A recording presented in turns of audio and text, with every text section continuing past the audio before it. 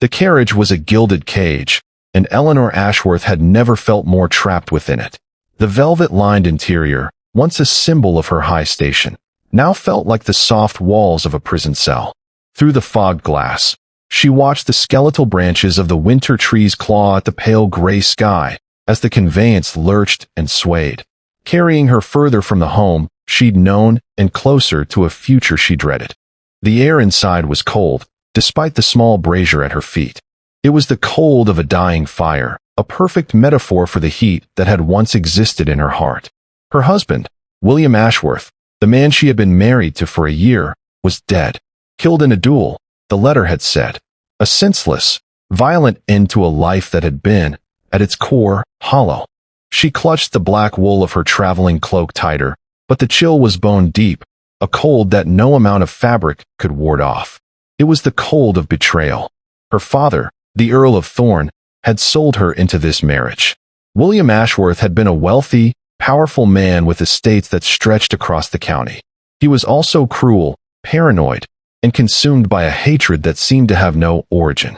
He hated her family, the Thorne family, with a passion that was almost maniacal. But that hatred had never been explained. It was a shadow that hung over their entire union, a secret he took to his grave. The carriage turned onto a long, gravel drive. She peered out and saw the silhouette of her new life. Ashworth Manor. It was a sprawling, Gothic pile of gray stone, its windows dark and empty, its towers piercing the low-hanging clouds like the fingers of a corpse.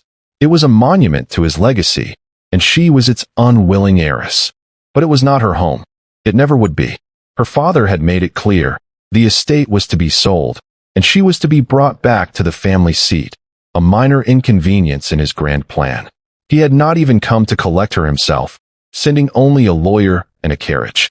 The carriage came to a halt in the vast, cobbled courtyard. The crunch of the wheels on the frost-bitten stones echoed in the oppressive silence. The only sounds were the moan of the wind through the bare elms and the impatient snort of the horses. A footman, his face pinched and pallid from the cold, opened the door and let down the steps. He offered no hand, no word of comfort. They were all just doing their job, following orders from the master they no longer had. She stepped out into the biting air. The snow that had been threatening all day began to fall, fat, wet flakes that melted on her cheeks, mixing with the tears she refused to shed. She took a deep breath, the air cutting into her lungs like shards of glass. "This way, my lady," the footman mumbled, gesturing towards the grand, oak doors. "The master's solicitor is inside, awaiting your final signature on the transfer documents before your father's carriage returns to retrieve you." She followed him, her small, black boots crunching on the gravel. The solicitor, a thin, weasel-faced man named Mr. Higgins, was waiting in the vast, echoing entrance hall. A fire crackled weakly in the massive marble fireplace, doing little to dispel the gloom. It was a house of misery, a house of secrets. "My lady," Higgins said, his voice a dry, officious rustle. "I have the papers here. Just a few final formalities. The estate will be liquidated, and the proceeds." He droned on about percentages and debts, but Eleanor wasn't listening. She was staring at a portrait hanging above the fireplace. It was William, of course, painted when he was a younger man, before his face had become a permanent mask of disdain. He looked almost handsome, but there was a coldness in his painted eyes, a hardness around his mouth that she had come to know all too well. It was the face of a man who had no capacity for love, only obsession and control. "I think the final page, my lady," Higgins prompted, pushing a piece of parchment towards her. "A simple signature will suffice, and then you will be free of this place." Free. The word echoed in her mind. Would she ever be free? Her father would marry her off again, another transaction in the name of family fortune. She had no power, no voice. She was a possession to be passed from man to man. She took the quill, the ink bottle sitting beside it. Her hand was trembling. As she dipped the nib, a sharp, sudden gust of wind rattled the tall windows. A log shifted in the fireplace, sending up a shower of sparks. She jumped, the quill scratching a black line across the document. She sighed, a sound of pure exhaustion. "I'm sorry. I'm a little overwrought." Higgins offered a tight, unsympathetic smile. "Perfectly understandable, my lady. We can get another copy. Where is the rest of the household? She asked, trying to delay the inevitable. Most were dismissed when your father's solicitor arrived, Higgins said, his tone implying that she should have already known this. A few loyal servants remain to see to the closing of the house. They will depart tomorrow morning with the rest of the carriage. You are the last to leave. Eleanor nodded, her eyes drifting back to the portrait of her dead husband. His secrets were buried with him. The source of his hatred, the true reason for her misery, was a mystery that would now go forever unsolved. And yet, she couldn't shake the feeling that the house itself was holding its breath, waiting to exhale its truth. Just then, the grand oak door slammed open, struck by a fierce gust of wind. It crashed against the stone wall with a sound like a gunshot. Both Eleanor and Higgins flinched. The two servants who had been lingering in the shadows by the doorway rushed to close it. The wind howled, and for a moment, the world was nothing but white noise. The cold air that rushed in was so intense it seemed to carry a presence with it. The fire in the grate guttered, licking at the logs, casting dancing, monstrous shadows on the walls. Higgins looked rattled. A terrible storm is brewing, my lady. I suggest we finish your business quickly. It will be dark within the hour. He retrieved a fresh copy of the document and placed it before her. Here, the line is at the bottom. Eleanor looked at it, the words blurring before her eyes. It was her signature, the final act of her freedom from this place, and her imprisonment in her father's plans. She raised the quill again. Her fingers were numb. This time, she didn't hear the crunch of carriage wheels or the barking of a dog. She heard the thunder of horse hooves, many of them, galloping at a breakneck pace towards the house. It was the pounding of an army. Higgins paled. What in heaven's name? He whispered. The front door, which the servants had just managed to close, was suddenly thrown open from the outside with such force that it was torn from one of its hinges. A man stood in the doorway, his silhouette black against the swirling white snow. He was tall, broad-shouldered, and he stood there as if he owned the world. He was wrapped in a dark, heavy greatcoat that was dusted with snow, and a cold wind seemed to follow him inside, swirling the ashes from the fire. The servants froze. Higgins took a step back, but Eleanor felt a strange, inexplicable stillness. She felt as if the very heart of the house had just begun to beat. I am looking for Eleanor Ashworth, the man said, his voice a low, resonant rumble that cut through the howling wind. It was a voice of absolute authority, one that was used to being obeyed. Higgins stepped forward, his voice trembling only slightly. I am Mr. Higgins, solicitor to the estate. And you are? The man ignored him.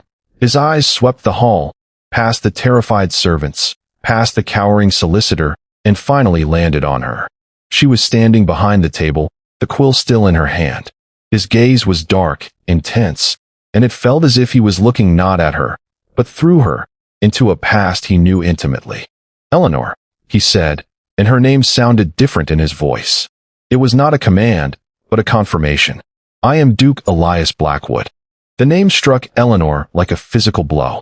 Duke Blackwood, the enemy, the man whom William had hated more than life itself, the man who had been the cause of every bitter whisper, every furious snarl that had passed her husband's lips, the man who, according to William, had destroyed his family, ruined his fortunes, and was the architect of all his despair. And he was here, in this house, looking at her with a gaze that was impossible to read. The world tilted on its axis. The grand hall, with its ancestors and its secrets, became a stage for a confrontation she could never have imagined. The quill fell from her frozen fingers, clattering against the polished wood of the table. The sound was deafening in the silence that had fallen. The Duke moved. He strode forward, his boots echoing on the stone floor. He was a force of nature. He paid no attention to Higgins, who stammered a protest. He came to stand just a few feet from her. I have been looking for you, he said, his voice low, for her ears only. For days, since I heard the news. His gaze dropped to the papers on the table. What are these? Your freedom papers. Higgins finally found his voice. Your Grace, these are confidential legal documents. I must insist. Leave us. The Duke's command was delivered without rancor, but it was absolute. It was the final word. Higgins spluttered. I cannot. You will, the Duke said, finally turning his dark gaze on the solicitor. or I will have you removed from this house and this county. This is not a negotiation." Higgins, seeing the implacable will in the Duke's face, stumbled backward. He scooped up his papers, leaving the unsigned contract on the table. "I will be in the carriage, my lady," he muttered, not daring to look at the Duke. "But this is highly irregular." When the door to the library closed behind the scurrying solicitor and the servants had silently vanished, they were alone. The wind still howled outside, but inside the hall, it felt like the entire world had contracted to the space between them. The Duke looked at her, his face a mask of stone. "You are freezing," he stated. It wasn't a question. He looked around the hall, at the dying fire, at the oppressive grandeur of the house. "He kept you in this mausoleum, left you here to be disposed of like an unwanted piece of furniture." He reached out, and, before she could react, took her icy hand.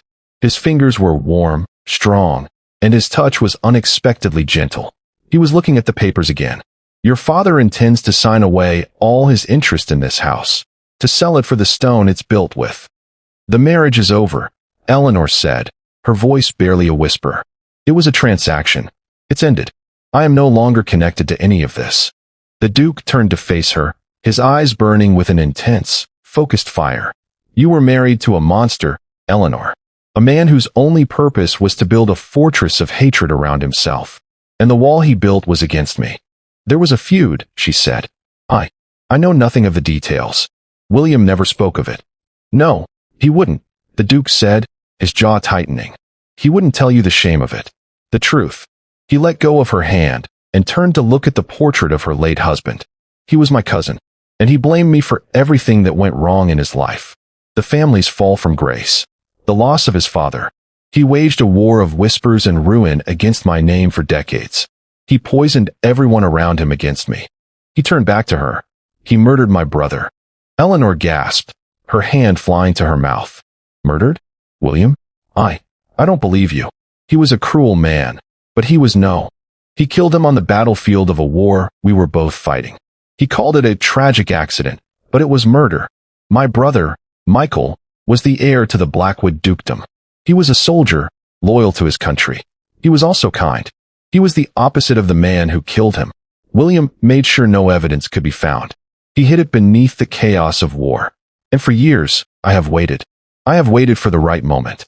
I have watched him, built my own defenses. I have, in turn, destroyed his finances, his reputation, piece by piece. Everything he had, I made sure he lost, except for this house, and the power he used to control you." Eleanor felt the room spinning. This was a story she had never heard. Her husband, the cold, distant man she knew, had been a murderer, and the man standing before her was the one who had been destroying him from the shadows. "That's why he hated you," she breathed. "Not because of what you did to him, but because he was afraid of what you knew." "Precisely," the Duke confirmed. "He knew I would never stop. I would never forget. He lived his life in terror, and he took it out on you." He stepped closer again, his voice dropping even lower.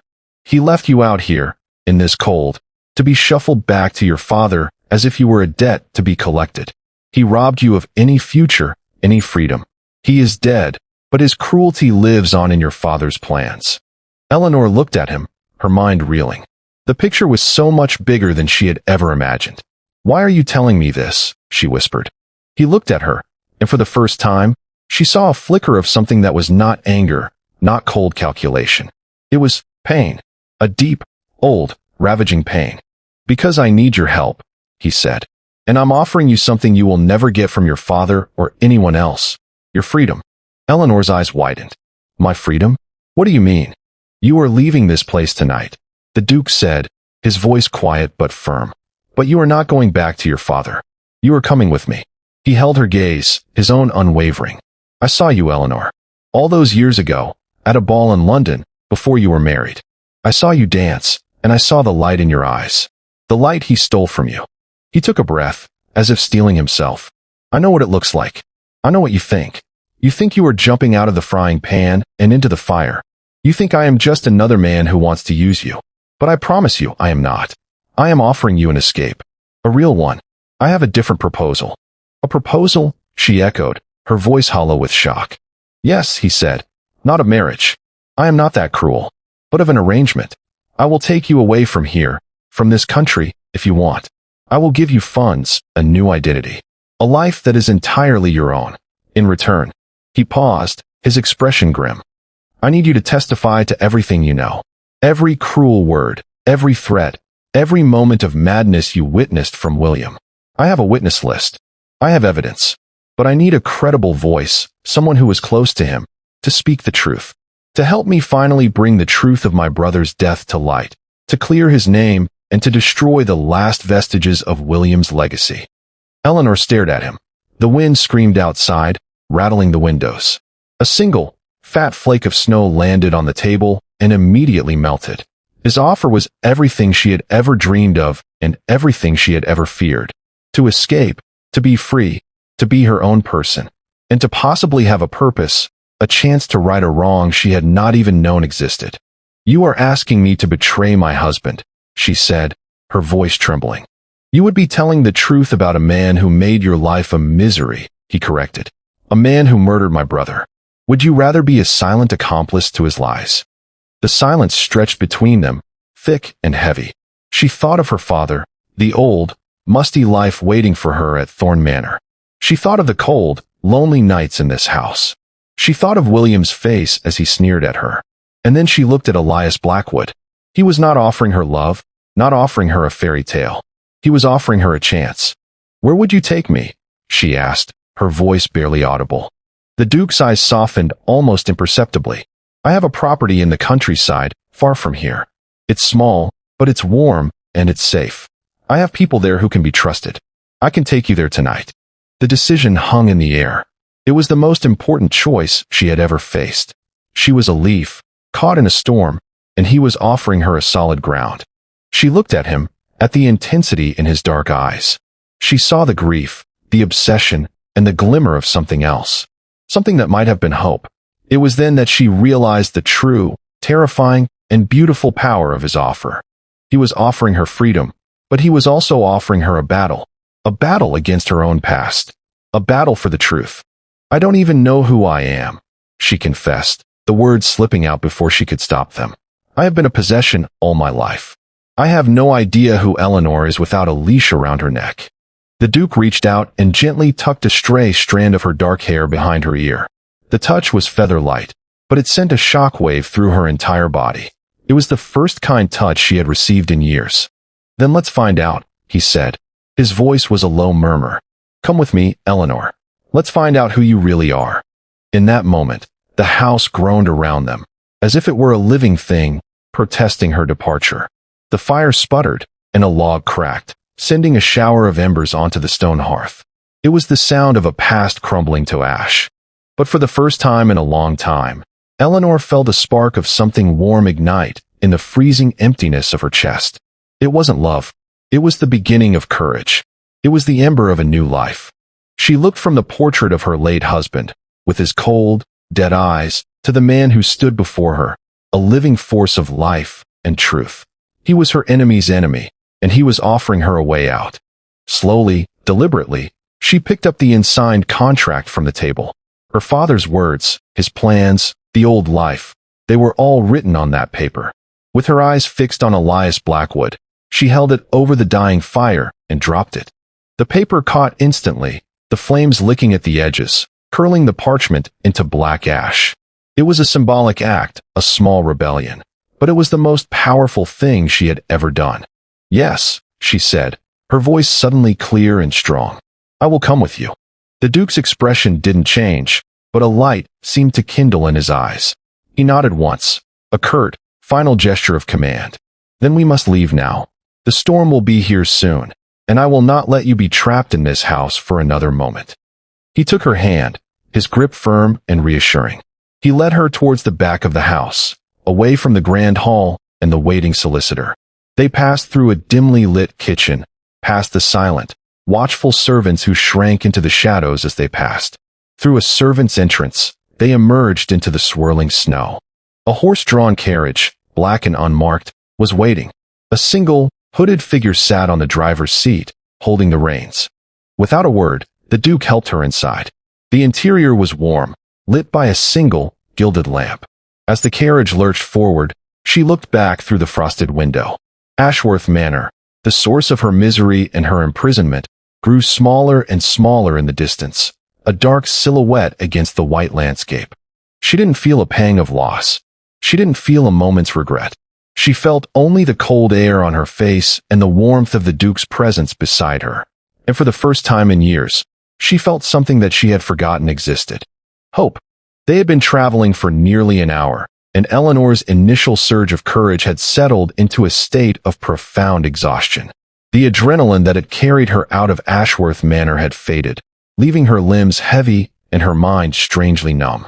She was running away with her husband's enemy.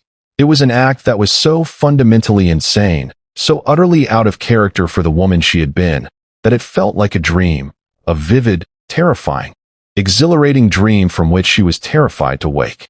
The Duke sat across from her, a silent, brooding presence. He hadn't spoken a word since the carriage had pulled away from the manor. He seemed to be lost in his own thoughts, his dark eyes fixed on the window, watching the snow-covered landscape blur past. In the dim light of the carriage lamp, his features were stark, almost harsh. The strong jaw, the high cheekbones, the straight nose. He was a man carved from granite. There was nothing soft or sentimental about him. And yet, the memory of his touch, the gentle way he had tucked her hair behind her ear, was seared into her mind. He was a contradiction, a man of steel who had shown her a moment of startling tenderness. Who was he, really? "Where are we going?" she asked, her voice cutting through the quiet hum of the carriage wheels. He turned his gaze to her. It was steady, assessing. "An estate I own in the north. It's called Greywood. It's remote, very private. No one will think to look for you there." "And your man who was driving? Is he one of your trusted people?" "He is my valet, James. He has been with my family for over 20 years. His loyalty is absolute," the Duke assured her. She nodded, pulling her traveling cloak tighter around herself. The carriage was warm, but the chill inside her was still there. It was a cold that had taken up residence in her bones during her marriage, a deep-seated chill that she wasn't sure would ever leave. "You said you had a witness list," Eleanor said, her curiosity getting the better of her. "What evidence do you have?" The Duke's expression flickered. "It's complicated. For years, I was building a case against him from the outside. I had people in his employ who were feeding me information about his business dealings, his political schemes. He was a man of many secrets. But the truth about Michael, he was clever. He made sure there was no paper trail, no direct witnesses. It was just his word against the dead. And you believe he would have taken that secret to his grave?" Eleanor finished. "Yes," the Duke said, a deep, resonant bitterness in his voice. "He would have. He was a coward, and he was proud. The truth would have destroyed his precious reputation. He would have rather died than let anyone know what he had done. And he did die, just not the way I wanted." He paused, his jaw tightening. "He died in a duel. A stupid, bloody duel, like something out of a bad story. He got himself shot over a woman's honor, or so the story goes. He threw his life away, taking the answer to my brother's murder with him. That was the final insult." Eleanor listened, and a strange understanding began to form. "You didn't just want to destroy him for what he did to your brother," she said softly. "You wanted to prove it. You wanted the world to know what he was." The Duke's eyes snapped to hers. For a moment, she saw a flash of surprise, and then a flicker of something like respect. "Yes," he said, his voice low. "That's exactly right. It wasn't enough to ruin him.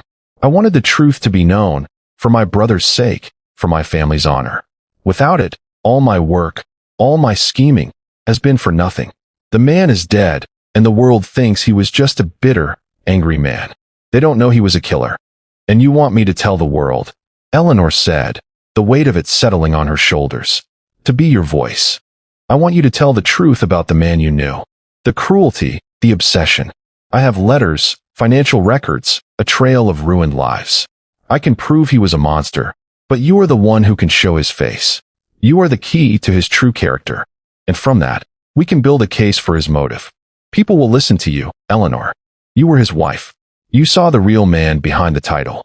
The carriage hit a rut in the road, jostling them both. The Duke reached out instinctively, his hand bracing against the wall of the carriage to steady himself. The movement was quick, efficient, and utterly masculine. Eleanor found herself staring at his hands.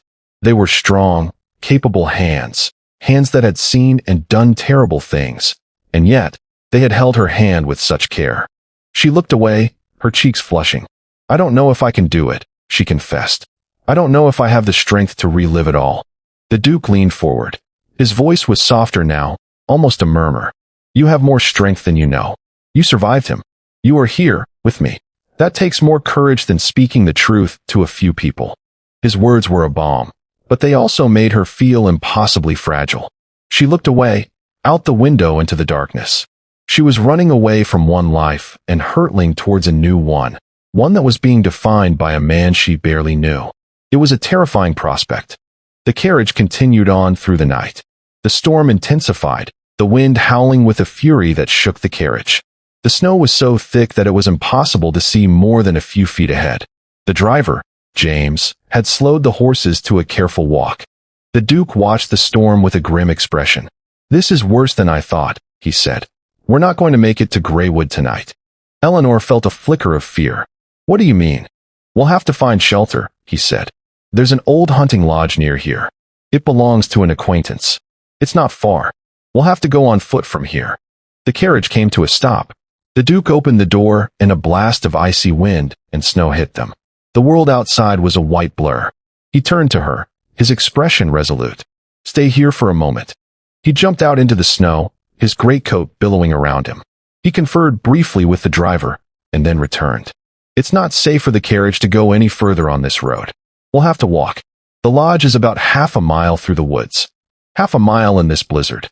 The thought was daunting, but she was not a woman who had ever complained about discomfort. William had seen to that. She had learned to endure. She climbed out of the carriage.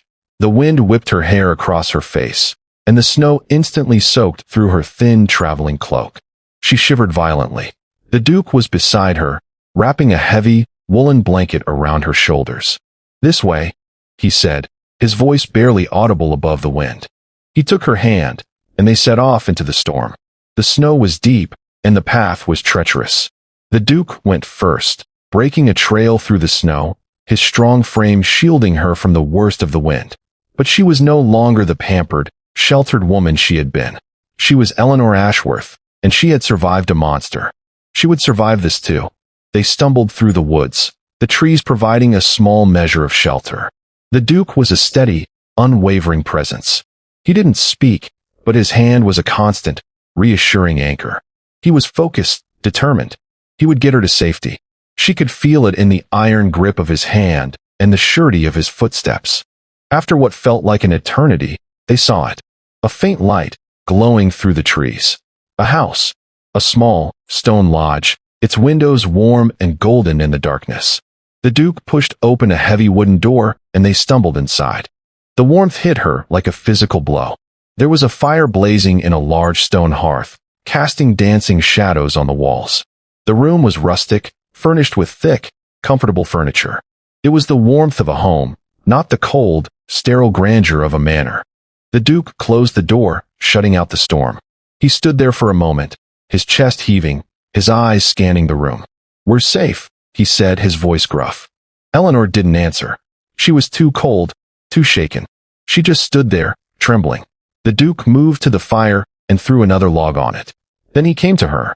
"You need to get out of those wet clothes," he said. "You'll freeze." He led her to a small room off the main hall, a bedroom. There was a large bed, piled high with thick quilts.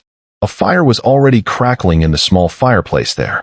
He turned his back as she stripped off her soaking wet cloak and dress. She pulled a linen shift from a chest, its fabric soft and clean. It was a simple, intimate act, and despite everything, she felt a strange sense of safety. When she was done, she wrapped herself in a thick, woolen blanket. "I don't think I can sleep," Eleanor said, her voice barely a whisper. He turned to look at her. "Why not?" She looked down at her hands, the hands that had been so cold they felt like they belonged to someone else. "I keep thinking about William, and all the things he said, all the things he did." She looked up, meeting his gaze. "He used to tell me I was worthless, that I was nothing, that I would never be anything more than a burden. And now here I am, a stranger in a strange place, running from my own life." The Duke crossed the room and sat down on a wooden chair near the bed. He was close enough for her to see the shadows in his eyes. "You are not worthless, Eleanor. You are not a burden. The man who told you that was a liar and a coward. How do you know? She asked, the question raw, desperate. How do you know who I am? You don't even know me. I know what I saw, he said, his voice low and quiet. I saw the way you stood in that hall. I saw the way you looked at the fire, as if you were trying to absorb its strength. I saw you defy your father's wishes and burn that contract. That was not the act of a worthless woman. That was the act of a woman taking back her life. She looked at him, her eyes glistening with unshed tears. And what if I'm not strong enough? What if I can't be what you need me to be? He reached out and placed his hand over hers. His touch was warm and steady. Then we will find another way, he said. I did not bring you here to be a weapon, Eleanor. I brought you here to be a person, a free person. Whatever you decide to do, it will be your choice. I will not force you to do anything. The sincerity in his voice was disarming. For so long, she had been treated as a pawn, a bargaining chip. Her husband had used her, her father had used her. But this man, this stranger, was offering her a choice. He was offering her the thing she had never had, agency. Why are you doing this? She asked, her voice a whisper of confusion. Why do you care what happens to me? I'm nobody. I'm just the wife of a man you hated. He looked at her, his dark eyes searching hers. Because I know what it is to be a prisoner of someone else's hatred, he said. William's hatred for me consumed my life for years. It was a poison that spread into every corner of my existence. It made me into a man I didn't want to be. I see the same shadow in your eyes. The same exhaustion. I want to help you escape it. His thumb traced a gentle circle on the back of her hand. It was a small, innocent gesture, but it sent a shock of warmth through her entire body. It was a comfort she hadn't realized she craved. She looked at him, and for the first time, she saw not just the Duke, not just the Avenger, but a man. A man who had been hurt, who had been wronged, and who had fought back. A man who was offering her a chance to do the same. Thank you, she whispered. For everything. He looked at her, a small, almost imperceptible smile touching the corner of his lips. You don't have to thank me, Eleanor. Just promise me one thing. What's that? Promise me you won't give up, he said. Promise me you will fight for your freedom, no matter what happens. She looked into his eyes, and she felt something inside her shift. A wall she had built around her heart, a wall that William had spent a year hammering on, began to crack. I promise, she said. For a long moment, they just looked at each other. The fire crackled. The storm howled outside. But inside the small room, there was a different kind of storm brewing. A storm of connection, of something unspoken passing between them. The Duke rose. You should rest, he said, his voice a little rougher than before. I will be in the other room if you need me. He walked to the door and paused. He turned back to look at her, his face unreadable. Eleanor, he said. Yes. You are more than you think you are, he said. Never forget that. And with that, he was gone, closing the door softly behind him. Eleanor lay back on the bed, the warmth of the fire seeping into her cold bones. She stared at the ceiling, her mind a whirlwind of emotions. Fear, hope, confusion, a strange, unexpected feeling of safety, and a growing, terrifyingly powerful sense of connection to the man who had rescued her from the snow and from her own life. She didn't know what the future held. She didn't know if she could trust him. She didn't know if she could trust herself. But for the first time in her life, she felt a spark of something that felt a lot like the beginning of a life worth living. And it terrified her. Part 3. Eleanor woke to the sound of birdsong. It was a soft, tentative sound, a fragile melody that seemed to be testing the air after the ferocity of the storm. She blinked, disoriented, the unfamiliar ceiling above her stark and plain.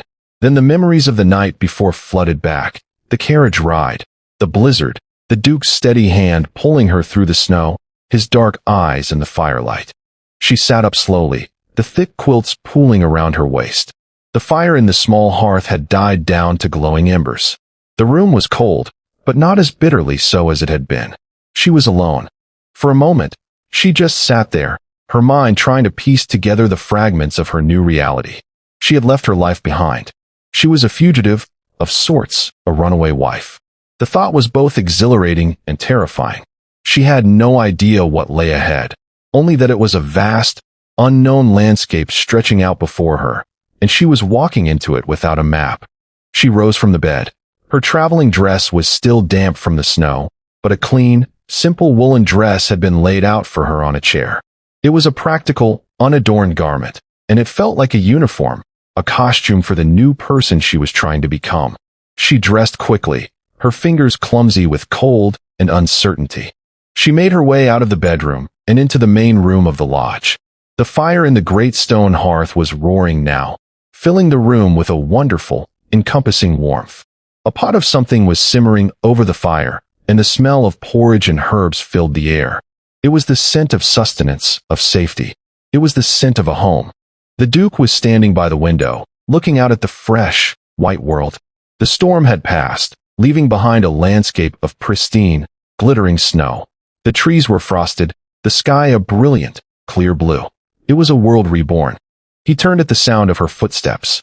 His expression was neutral, but there was a warmth in his eyes that hadn't been there the night before. "You're awake.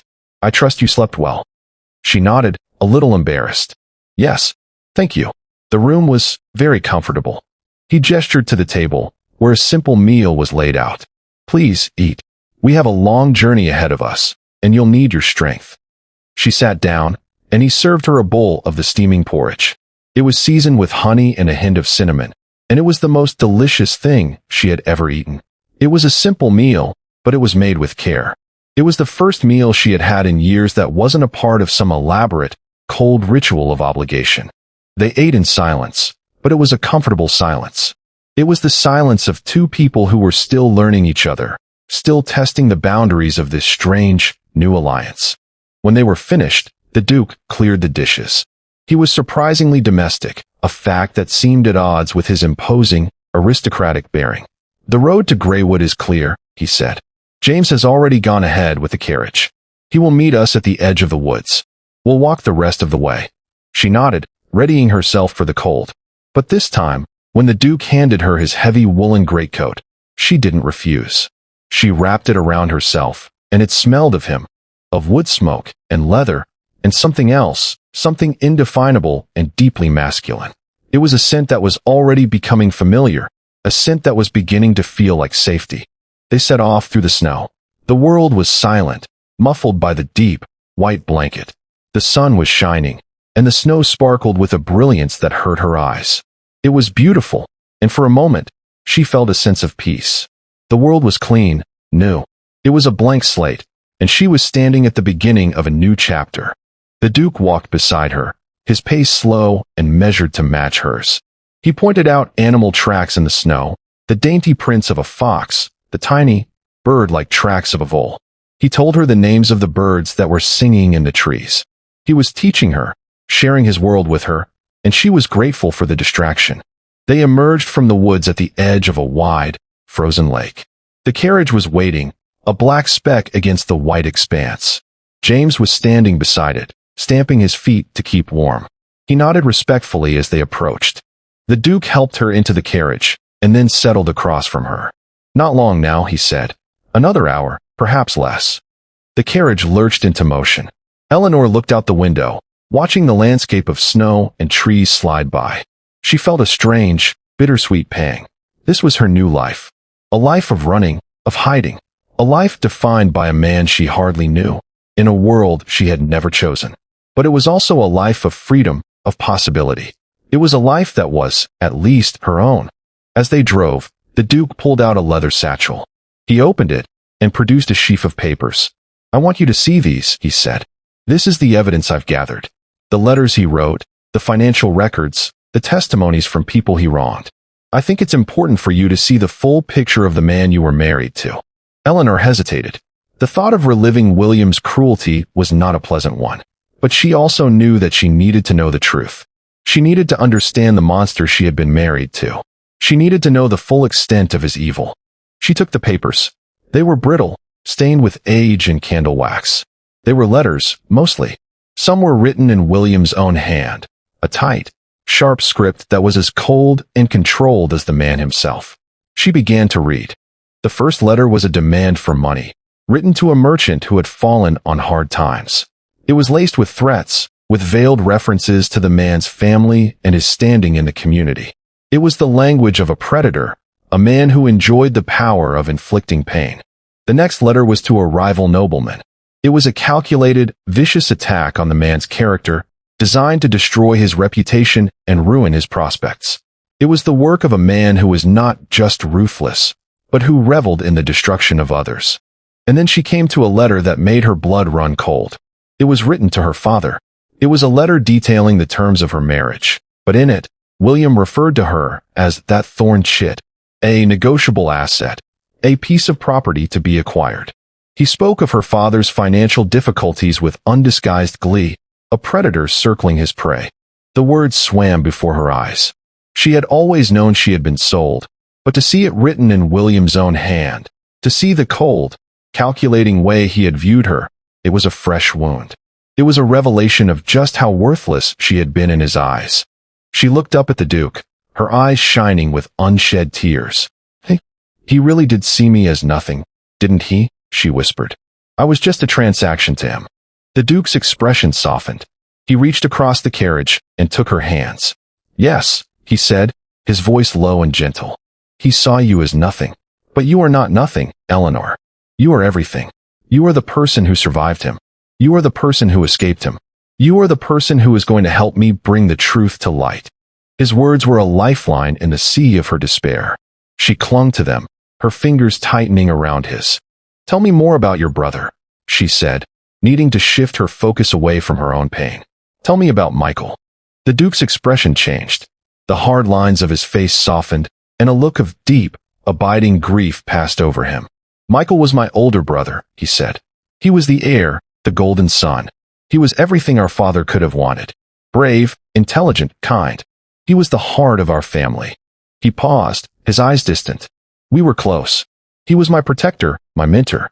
He taught me to ride, to fight, to be a man. When he went to war, I was terrified. I was 17, and I was certain he would die. He looked down at their joined hands. And he did. Not on the battlefield, not in a blaze of glory. He was killed by a coward's bullet, fired from behind. The man who killed him said it was an accident, a misidentification. But I knew it was a lie. I knew it was William. I felt it in my bones. I spent the next 10 years proving it. Eleanor listened, her heart aching for him. Why did he do it? Why did William kill your brother? The Duke's jaw tightened. Jealousy. Pure, unadulterated envy. Michael was everything William wasn't. He was admired, respected, loved. William was a bitter, resentful man who couldn't bear to see anyone have what he didn't have. He was consumed by a hatred that had no basis in reality. He was a man who poisoned everything he touched. Eleanor thought of the cold, empty years of her marriage. She had never seen the fire of jealousy in William's eyes, only a cold, calculated contempt. But she knew, with a sudden, chilling certainty, that Elias was right. William had been a man who was eaten alive by his own hatred, and he had taken it out on everyone around him. Thank you for telling me, she said softly. For trusting me. He looked at her, his gaze intense. I trust you, Eleanor. I don't know why, but I do. You are the only person in the world who can help me. You are the only person who can bring the truth to light. He paused, his voice dropping to a whisper. And you are the only person who has made me feel anything other than the cold, familiar fire of vengeance. The confession hung in the air between them. It was an intimate revelation, a crack in his formidable armor. It was the admission of a man who had been alone in his quest for so long that he had forgotten what it was like to share a burden. Eleanor felt a strange, powerful emotion stirring in her chest. It was something she had not felt in a very long time. It was the beginning of trust. It was the seed of something that might one day grow into something more. She looked at him, at the hard lines of his face, at the grief and the longing that lurked in his dark eyes. And she realized, with a jolt of surprise, that she didn't just want to help him. She wanted to heal him. The carriage continued on, carrying them towards an uncertain future. But for the first time, Eleanor felt a sense of purpose. She was no longer just a victim. She was a participant. She was a part of something that was bigger than herself. She was on a mission, and she was determined to see it through. Greywood was not what Eleanor had expected. She had imagined a dark, forbidding castle, a place of grim secrets and cold stone, a mirror image of Ashworth Manor. Instead, it was a beautiful, elegant manor house, built of warm, golden stone. It was nestled in a valley, surrounded by rolling hills and ancient forests. It was a place of peace, of quiet beauty. It was a world away from the cold, oppressive grandeur of her former home. The carriage pulled up to the front door, and the Duke helped her out. The air was crisp and clear, and the sun was just beginning to set, painting the sky in shades of rose and gold. It was a stunning, breathtaking sight. A butler, a tall, dignified man, was waiting at the door. "Welcome, Your Grace," he said, his voice formal but not unkind. "We have prepared the blue suite for your guest." The Duke nodded. "Thank you, Mr. Davies. This is Mrs. Ashworth. She will be staying with us for the foreseeable future. Please see to her every need." Eleanor was led inside. The interior was just as beautiful as the exterior. It was furnished with simple, elegant furniture, decorated with paintings and tapestries that spoke of history and heritage. There were fresh flowers in the vases, and the air smelled of beeswax and wood smoke. It was a home, a real home, the kind of home she had only ever dreamed of. Her room was on the second floor, a large, sunny room with windows that overlooked the gardens. There was a fire crackling in the grate, and a vase of white lilies on the bedside table. It was a room of peace, of tranquility. It was a room where she could finally breathe. She stood by the window, looking out at the gardens. The snow was melting, revealing the first green shoots of spring.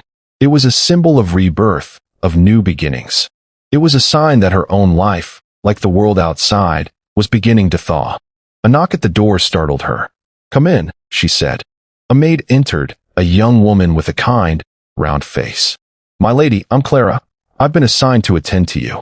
Would you like me to draw you a bath? The kitchens are preparing a light dinner for you, if you're hungry." Eleanor nodded. "That would be lovely. Thank you, Clara." She sank into the warm, fragrant water of the bath, and she felt the tension begin to drain from her body. For the first time in as long as she could remember, she felt safe. She felt the cold, deep-seated chill that had lived in her bones begin to recede. She felt the warmth of the water, the warmth of the fire, the warmth of this strange, new place seeping into her. It was a feeling of being held, of being cared for, a feeling she had never known in her marriage. After her bath, she dressed in a simple gown that had been provided for her. It was a soft, dove-gray color, and it was much more comfortable than the elaborate, stiff dresses she had worn as Lady Ashworth. She went down to the dining room, where the Duke was already waiting. He rose as she entered. "You look rested," he said. "I trust the accommodations are satisfactory?" "They are more than satisfactory," she said, taking her seat at the table. "This place is incredible. It's like something out of a dream." "I'm glad you like it," he said. "It was my mother's favorite place. She used to say that Greywood had a way of healing the soul." The dinner was a simple, elegant affair. They ate in comfortable silence, the only sounds the clinking of silverware and the crackling of the fire. It was a meal of quiet companionship, of two people learning to trust each other. After dinner, they retired to the library. It was a large, cozy room, with floor-to-ceiling bookshelves and a massive fireplace. The Duke poured them each a glass of port, and they sat in comfortable armchairs, watching the fire dance. "I've been thinking," the Duke said, breaking the silence, "about what we discussed in the carriage, about the evidence." Eleanor looked at him, her heart quickening. "Yes, I think we should start preparing the testimony," he said. "I want to gather our information, arrange it in a coherent way, and then present it to the authorities. I have a contact in the Home Office, a man who has been sympathetic to my cause. If we can present a compelling case, he can help us bring the matter before a special inquiry." Eleanor nodded. "I understand. But I have to be honest, Elias. I'm still not sure I'm the right person for this. I don't know if I can be as strong as you need me to be." He leaned forward, his eyes catching the firelight. "You don't have to be strong all the time, Eleanor. You just have to be willing. Willing to speak the truth, even when it's hard. Willing to stand up for what's right. That's all I'm asking." She looked at him, and she saw the hope in his eyes. It was a fragile hope, a hope that had been battered and bruised by years of disappointment. And she knew, with a sudden, fierce certainty, that she could not let him down. She could not be the one who extinguished that hope. "All right," she said, her voice steady. "I'll do it. I'll tell the truth. For Michael, for you, and for myself." The Duke's face softened. "Thank you, Eleanor. You have no idea what this means to me." They spent the next few days working together. The Duke showed her his collection of evidence, and together, they began to build a case. They arranged the letters, the financial records, the witness statements, into a coherent narrative. They worked side by side, their minds, their energies, merging into a single, powerful force. And in the midst of this work, something else began to grow. Something that was not just trust. It was a deep, profound connection. It was the beginning of a bond that was stronger than vengeance, stronger than duty. It was the beginning of love. It happened in small, unremarkable moments. A shared glance across the library table. The brief, fleeting touch of their hands as they passed a document. The way he would look at her, his dark eyes soft and warm, as if she were the most precious thing in the world. She found herself looking forward to their time together. She found herself missing him when he was gone. She found herself thinking about him constantly, the sound of his voice, the warmth of his presence, the way he made her feel safe. She knew it was foolish. She knew it was dangerous. But she could not stop the feeling from growing. She was falling in love with the Duke of Blackwood, the man who had been her husband's enemy, the man who had rescued her from the snow, the man who was giving her a second chance at life. One evening, they were working late in the library. The fire had burned down to glowing embers, and the shadows were long and deep. The Duke was reading a letter, his brow furrowed in concentration. Eleanor was watching him, her eyes tracing the lines of his face. He looked up and caught her gaze. For a long moment, they just stared at each other. The air between them was charged with an unspoken tension, a current of powerful, unacknowledged emotion. "Eleanor," he said, his voice low and husky, "there's something I need to tell you." She held her breath. "What is it?" He set the letter down and rose from his chair. He walked over to her, his steps slow and deliberate. He knelt beside her chair, his face level with hers. His dark eyes were burning with an intensity she had never seen before. "I came here to get justice for my brother," he said. "I came here to destroy the man who murdered him. But I didn't count on finding you. I didn't count on this." He gestured between them, a gesture that encompassed everything they had shared. "I can't help it," he said. "I try to fight it. I try to push it away. But I can't. You are in my thoughts. You are in my heart. You are the first thing I see when I close my eyes and the last thing I see when I open them. I think about you all the time, Eleanor. I think about what you're doing, what you're thinking, what you're feeling. I want to be the one who makes you happy. I want to be the one who protects you. I want to be the one who deserves you." She stared at him, her heart pounding in her chest. "Elias," she whispered, his name a breathless prayer. "I know it's wrong," he said, his voice filled with anguish. "I know the timing is terrible. I know the circumstances are impossible. But I can't help the way I feel. I love you, Eleanor.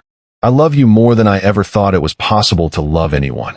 He reached out and gently cupped her face in his hands. His touch was warm, trembling. "I love you," he repeated, as if he were trying to convince himself. "And I don't expect anything in return. I needed you to know." She looked into his eyes, and she saw the truth of his words reflected there. She saw the vulnerability, the fear, the desperate hope. She saw a man who was offering her his heart, his soul, everything he was. The wall she had built around her own heart came crashing down. The ice that had encased her soul melted. And in its place was a flood of warmth, a wave of emotion so powerful that it took her breath away. She reached up and placed her hand over his. "Elias," she said, her voice trembling. "I love you too." He stared at her, his eyes wide with disbelief. "You do?" he breathed. "Truly." She nodded, tears streaming down her cheeks. "Truly. I didn't think it was possible. I thought I was broken. I thought I would never be able to feel anything again. But you have made me feel alive. You have given me hope. You have shown me that I am not worthless. You have shown me that I am worthy of love." He pulled her into his arms, holding her tightly. His heart was pounding against hers, a frantic, beautiful rhythm. She buried her face in his chest, breathing in the scent of him, feeling the warmth of his body, the strength of his embrace. It was a moment of pure, unadulterated happiness. It was a moment of total surrender, a moment of profound connection. It was the moment when two broken souls found each other and began to heal. "Eleanor," he murmured into her hair, "I promise you, I will never let anyone hurt you again. I promise you, I will spend the rest of my life making sure you are happy. I promise you." I will love you until the end of my days. She looked up at him, her eyes shining. And I promise you, Elias, I will love you until the end of my days. And beyond. He kissed her, a gentle, loving, tender kiss. It was a kiss of promises, a kiss of hope, a kiss of a new beginning. It was a kiss that sealed their fate, a kiss that would change everything. And in the warmth of the dying fire, in the quiet intimacy of the library, they began a new chapter of their lives. A chapter of love, of trust, and of a future that was bright with promise. Part 5. The days that followed were a blur of happiness and purpose. They were days filled with work, with planning, and with a quiet, profound joy that Eleanor had never thought she would experience. She and Elias were a team, a united front against the shadows of the past. They spent hours together, going over the evidence, refining their story, preparing for the battle that lay ahead. But they also found time for moments of quiet intimacy. Walks in the gardens, when the snow had melted and the first crocuses were pushing their brave heads through the soil. Quiet dinners, where they talked about everything and nothing, their conversations flowing as easily as the wine. Evenings in the library, where they would read side by side, or simply sit and watch the fire, their hands intertwined. They were building a relationship, a life, together. And it was everything Eleanor had ever dreamed of. But the past was not so easily forgotten. One afternoon, a letter arrived. It was addressed to Eleanor, in her father's familiar, commanding handwriting. Her heart sank as she recognized it. She opened the letter with trembling hands. It was, as she had expected, a demand. Her father was furious. He had received word that she had not returned to Thorn Manor. He had been told that she had been spirited away by the Duke of Blackwood, a man he considered an enemy. The letter was filled with threats and accusations. He accused her of dishonoring the family, of consorting with the enemy, of throwing away her future. He demanded she return immediately, or he would take steps to force her. She read the letter, her hands shaking. The fear she had felt for so many years came rushing back, cold and suffocating. She was her father's property. He had sold her once, and he would do it again. The power he had over her was absolute. She found Elias in the library. He was reading a newspaper, but he looked up as she entered, his expression changing to one of concern as he saw her face. "What is it?" he asked, rising from his chair. She handed him the letter. He read it in silence, his jaw tightening with each word. When he finished, he looked at her, his eyes blazing with anger. "He has no right to threaten you," he said. "He has no claim on you. You are free. You are not his property." "But legally," she began. "Legally, you are a widow," he said, interrupting her. "You are free to marry again, if you choose. You are free to live your own life. Your father's power over you ended the moment William died." She looked at him, her eyes filled with fear. "But he will try to force me. He will try to ruin us." Elias took her hands. "Let him try," he said, his voice filled with a quiet, steely confidence. "I have faced worse. I have faced the wrath of the most powerful men in the country. I will not let your father bully you. I will not let him bully us." He pulled her into his arms, holding her tightly. "We will face this together," he said. "We will write to him. We will tell him that you are not coming back. We will make it clear that you are no longer under his control. And if he tries to force the issue," his voice hardened, "I will be ready." She clung to him, drawing strength from his words. He was her anchor, her protector, her safe harbor in the storm. And with him by her side, she felt she could face anything. They drafted a letter together. It was a firm, but polite, letter, making it clear that Eleanor was a free woman, and that she would not be returning to her father's house. It was a declaration of independence, a final break from the chains of her past. As the letter was sealed and sent, she felt a sense of relief wash over her. She had done it. She had stood up to her father. She had taken control of her own life. But the threat of her father was not the only shadow that was looming. There was also the matter of the inquiry. The Duke's contact in the Home Office had been in touch. The special inquiry had been approved. They would be called to give their testimony in a matter of weeks. The thought of reliving the horrors of her marriage was daunting. She knew she would have to speak about the cruelty, the coldness, the years of emotional torment. She would have to face the ghosts of her past. But she was no longer the same woman who had fled Ashworth Manor. She was stronger now. She had Elias by her side. She had a purpose. She had a reason to fight. And so, They continued to prepare. They reviewed the evidence, practiced their testimony, and steeled themselves for the battle ahead. It was a difficult, often painful, process, but it was also a process of healing. Each time she told her story, she felt a little more of the weight of her past lift from her shoulders. Each time she spoke the truth, she took another step towards freedom. One evening, as they were sitting in the library, Eleanor felt a sudden, overwhelming wave of emotion. She looked at Elias, at the strong lines of his face, at the gentle warmth in his eyes, and she realized how far she had come. "Elias," she said, her voice soft, "I want to thank you for everything." He looked at her, a small smile playing on his lips. "You don't have to thank me, Eleanor. I did what any decent person would do." "No," she said, shaking her head. "You did more than that. You saved me. You gave me a second chance. You showed me that I was worthy of love. You changed my entire life." He reached out and took her hand. "You changed my life too, Eleanor.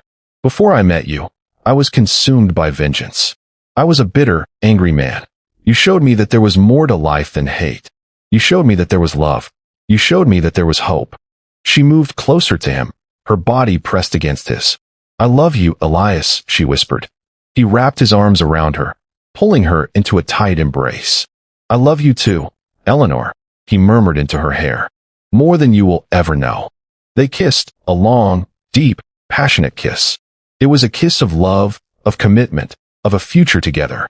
And as they held each other, Eleanor knew that she had found her home, not in a place, but in the arms of the man she loved. The next morning, a message arrived. The inquiry had been scheduled for the following week. They were to appear before a panel of judges, magistrates, and members of the House of Lords. The trial would be public. The world would be watching.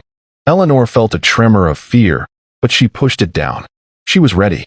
She had told her story before. She could tell it again. On the morning of the inquiry, they traveled to London. The city was a bustling, noisy, chaotic place, a stark contrast to the quiet peace of Greywood. The Duke had arranged for them to stay in his townhouse, a stately Georgian residence in a quiet square. Eleanor spent the night before the inquiry in a state of nervous anxiety. She couldn't sleep. She tossed and turned, her mind racing with fear and doubt.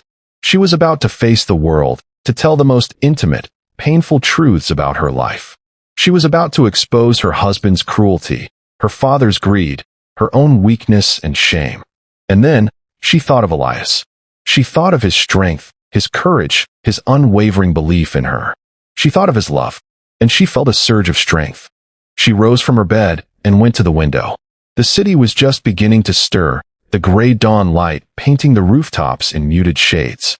She thought of the life she had left behind, the cold, empty years of her marriage. She thought of the life she had now, the life she was building, the life she was fighting for. And she knew, with a sudden, fierce certainty, that she would not let the past define her. She would not let the fear rule her. She would speak the truth, and she would fight for her future. At the appointed hour, they arrived at the imposing building where the inquiry was to be held. It was a grand, severe building, with tall columns and a sweeping staircase. The hallway was filled with people, journalists, and members of the public, all eager to catch a glimpse of the infamous Duke of Blackwood and his mysterious companion. Eleanor felt the weight of their stares. She felt the suffocating pressure of their expectations. She had never been more terrified in her life. But then Elias took her hand. His grip was strong, steady, reassuring. He led her through the crowd, his presence a shield against the stares and the whispers. "It's going to be all right," he murmured. "I'll be right here. You're not alone." She nodded, drawing strength from his words. She was not alone. She had never been alone. And together, they would face whatever came. The inquiry was held in a large, wood-paneled room. The panel of judges sat at a long table, their faces stern and expressionless. The Duke and Eleanor were seated at a smaller table, facing them. The proceedings began. The Duke's lawyer, a sharp, brilliant man, presented the evidence. He laid out the case, piece by piece, showing the letters, the financial records, the testimonies.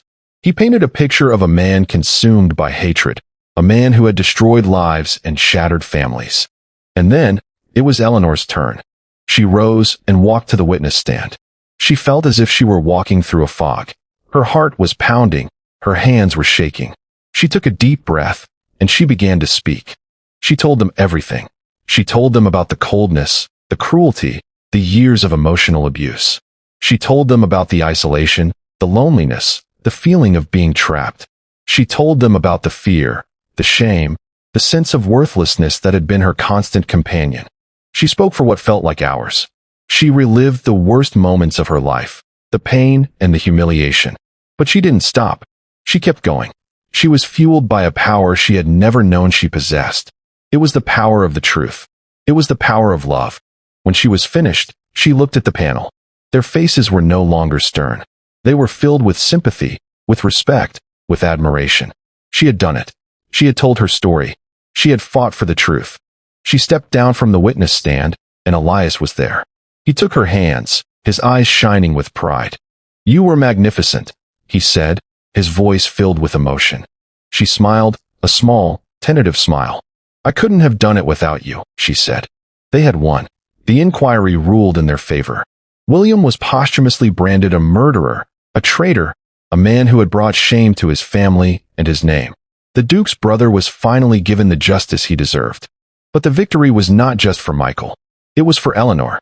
It was for every woman who had been silenced, every woman who had been made to feel worthless. She had spoken the truth, and she had been heard. She had taken back her voice. She had taken back her life. Part 6. The days following the inquiry were a whirlwind of activity. The Duke was inundated with messages of congratulations, requests for interviews, and invitations to social events. The verdict had been a sensation. The story of the Duke of Blackwood's quest for justice, and the brave, beautiful woman who had helped him achieve it, had captured the public imagination. But for Eleanor, the attention was overwhelming. She had spent so many years in the shadows, a silent, invisible presence in her own life. Now she was thrust into the spotlight, a symbol of courage and resilience. It was a strange, disorienting experience. She and Elias spent a few more days in London, but they were eager to return to the peace and quiet of Greywood. The city was a reminder of the past, a place of memory and pain. Greywood was the future, a place of hope and new beginnings. As they traveled back to the countryside, Eleanor felt a deep sense of peace settle over her. The trial was over. The truth had been told. She was free. She was finally, truly, completely free. She looked at Elias, his strong profile outlined against the window. He was the man who had made this all possible. He had given her the courage to fight, the strength to hope, the love to heal. He was her past, her present, and her future. She reached out and took his hand. He turned to look at her, his dark eyes soft and warm. "What is it?" he asked. "Nothing," she said, a smile spreading across her face. "I was just thinking about how lucky I am. How lucky I am to have found you." He lifted her hand to his lips and pressed a gentle kiss to her knuckles. "I'm the lucky one," he said. "I'm the one who found you." They arrived at Greywood that evening. The sun was setting, painting the sky in shades of rose and gold. The house was warm and welcoming, the lights glowing in the windows. As they walked through the front door, Eleanor felt a sense of homecoming. This was her home. This was where she belonged. They retired to the library, as was their custom. The fire was already lit, casting a warm, golden glow over the room. Elias poured them each a glass of wine, and they sat in their usual armchairs, side by side. They talked for a while, about nothing in particular. They talked about their plans for the future, the things they wanted to do, the places they wanted to see. They talked about their hopes and their dreams. And then, Elias fell silent. He looked at her, his expression serious, his eyes filled with a deep, abiding love. "Eleanor," he said, his voice low and husky, "there's something I want to ask you." She felt her heart skip a beat. "What is it?" He rose from his chair and knelt before her. He reached into his pocket and produced a small, velvet box. He opened it, revealing a beautiful, emerald-cut diamond ring. It glittered in the firelight, a symbol of love and commitment. "Eleanor Ashworth," he said, his voice trembling with emotion. "I have loved you from the moment I saw you. I have fought for you. I have protected you, and I have loved you with all my heart. And I want to spend the rest of my life doing the same. I want to wake up next to you every morning. I want to fall asleep in your arms every night. I want to share my life, my home, my heart with you. Will you marry me?" Eleanor stared at him, her eyes filling with tears. This was the moment she had dreamed of, the moment she had never believed would come. And here it was, right in front of her. The man she loved, asking her to be his wife. "Yes," she whispered, her voice choked with emotion. "Yes, Elias. I will marry you." He let out a breath he seemed to have been holding for a lifetime. He slipped the ring onto her finger, his hands trembling. It was a perfect fit. It was as if it had been made for her. He pulled her into his arms, holding her tightly. "I love you, Eleanor," he murmured into her hair. "I love you more than words can say." She hugged him back, her heart overflowing with love. "I love you too, Elias. I have loved you from the moment you found me in the cold, and I will love you until the end of time." They kissed, a long, deep, passionate kiss. It was a kiss of promises, a kiss of forever. And as they held each other, Eleanor knew that her life had finally begun. The cold was gone. The shadows had lifted. She had found her happily ever after. The wedding was a small, intimate affair. They were married in the chapel at Greywood, surrounded by a handful of close friends and loyal servants. It was a beautiful ceremony, filled with love and laughter. Eleanor wore a simple, elegant gown of white silk. She carried a bouquet of white lilies, her favorite flower. And as she walked down the aisle towards Elias, she felt a sense of joy that was so powerful, it was almost overwhelming. Elias was waiting for her at the altar. He was dressed in a dark, formal suit, and he looked more handsome than she had ever seen him. His eyes were shining with love, and his smile was radiant. They exchanged their vows, promising to love, honor, and cherish each other for the rest of their lives. It was a promise that Eleanor knew she would keep. She had found her home. She had found her love. She had found her happiness. The reception was held in the grand ballroom of Greywood. The room was filled with flowers and candles, and the air was filled with the sound of music and laughter. It was a celebration, a joyful celebration of love, of hope, of a new beginning. Eleanor danced with Elias, her husband, her partner, her best friend. As they swayed to the music, she looked into his eyes and saw a reflection of her own happiness. It was a happiness she had never thought she would experience. It was a happiness she had earned. She had been left in the cold, abandoned by a cruel man and a selfish father. She had been a prisoner in her own life, a ghost in her own home. But she had escaped. She had found the strength to fight, and she had found a love that was worth fighting for. Her story was not a tragedy. It was a triumph. It was a testament to the power of hope, the strength of the human spirit, and the transformative power of love. And as she looked at Elias, her husband, her partner, her everything, Eleanor knew that she was exactly where she was meant to be. She had found her happy ending. She had found her home. Story completed. If you enjoyed this story and would like to see more like it, please consider subscribing to our channel for more cinematic tales of love, redemption, and triumph.